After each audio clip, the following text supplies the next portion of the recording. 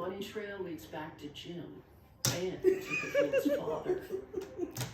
Paladin Alatar had supposedly found these, or was working for this Dutch company that developed the windmills.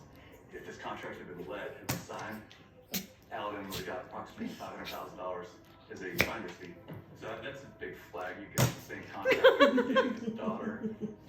And What the heck is also, this ear? you get $500,000.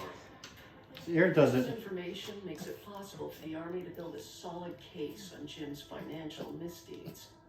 They also find blatant Here proof goes of Jim's Puppy. involvement. Jim and Haveen made a sex tape, and he kept it on his government computer. He found it on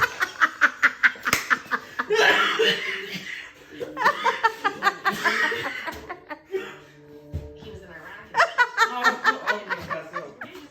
I almost passed out.